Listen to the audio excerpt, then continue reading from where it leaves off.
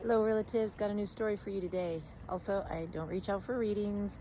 This is the only account I have, the one with 100,000 plus relatives. So if you'd like to follow, please follow that account. It's got lots of imposters. But here we go. Oh, and please share it. Keep these stories alive. Once, when the world was younger, there was a mean old man. Nobody really liked him much. He always had something mean to say. That woman just cannot control her kids. Our leader is so indecisive. That man over there is dumb as a stump. That kid is going to grow up and never amount to nothing because he never applies himself. On and on and on. Always had something mean and judgmental to say. After a little while, some of the villagers got tired of it. Always stirring up trouble, hurting people's feelings, making people cry. And so they approached him. Hey, mean old man, why you guys gotta be so mean? And the old man was actually surprised. Mean? I'm not mean. Well, we don't like you. We don't like that you always have something nasty to say. Nasty? What are you talking about? I mean, I know you all have a problem with me, but, I speak truth. I don't say anything that is a falsehood. Everything I say is just the truth. I am a truth sayer, and just as my mother told me when I was young, if you speak truth, people aren't gonna like it. So, y'all just don't like truth. The villagers upset by this. We don't like your truth. They didn't know what else to do. So they thought, we will give him a taste of his own medicine. That mean old man, he doesn't take very good care of his hut. That mean old man, the inside of his hut is a mess. That mean old man, he sits there and eats with all the grease dripping down his fingers, making a mess. It's disgusting. But the old man didn't care. He thought about it and was like, yeah, it's a mess. Yeah, I do. And, I guess I could be a little bit cleaner when I eat, but I don't really care about the condition of my house. They're speaking truth, and that's the truth, and I have a problem with the truth. So the villagers were upset because it didn't really work.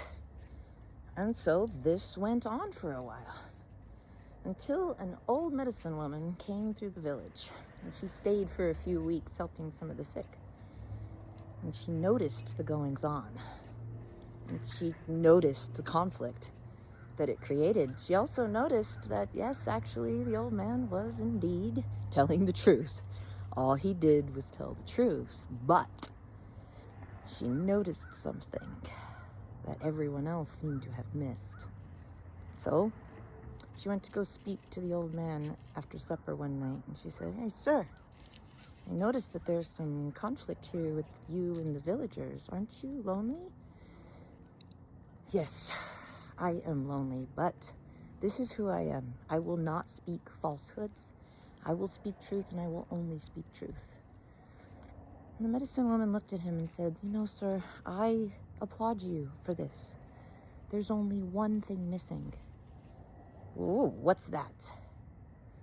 "If you're going to speak truth, then you must speak the whole truth."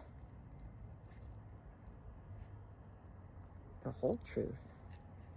This is the truth, simple and pure." "No, sir, it is not. See, the whole truth, there is more to it. Yes, your leader is indecisive, but it is because he takes the time to gather all the information from all those in the village, even the children. Yes, these children are unruly, but it is because the mother lost her husband, and so she must do everything, including raise those boys on her own. Yes, this young man is not very good at applying himself, but it is also because he lacks the guidance, for so many gave up on his stubbornness long ago. You see, old man, my brother, my friend, there is 3 sides to every story, to every truth. There is their side, there is your side, And there is also the side of those who watch and listen. So my brother, if you are going to speak truth, speak the whole truth.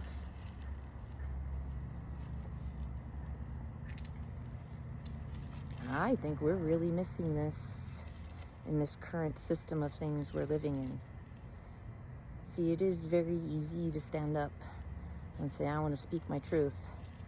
In fact, a lot of the whole speak my truth thing has been pretty twisted, because often now it's just used to say whatever the heck we want to say, because that's what's going on inside us, without having to factor in really much of anything else, including how it impacts the other person, and the other person isn't allowed to say anything or defend themselves or come back, because it's my truth, so you can't say anything about my truth.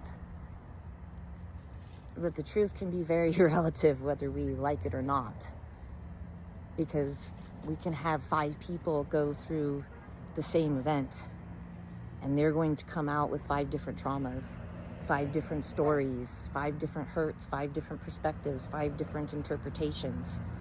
There's so much more that goes into this thing that we call truth than the bare simplicity of it. So if we're going to step into a position of judgment, I'd ask you to maybe think about this story of the mean old man, because there are 3 sides to every coin. When I work with people, I hear their side of the story, but I've worked with enough couples and enough families to know that there's another side to the story. And then there's my side to the story too, because when I look at both sides of the coin, a completely different truth comes out, often one that can lead to healing and acceptance and greater understanding of each other, which ends the conflict. See, the harder we fight for truth without pausing to factor in any other information, then can we honestly sit there and say that's the truth? Much love, relatives. Have a beautiful day. And drop a comment if you'd like. Where have you thought in your time something was absolute truth and then got new information or heard the other side of the story and had to change your mind? Have a gentle day.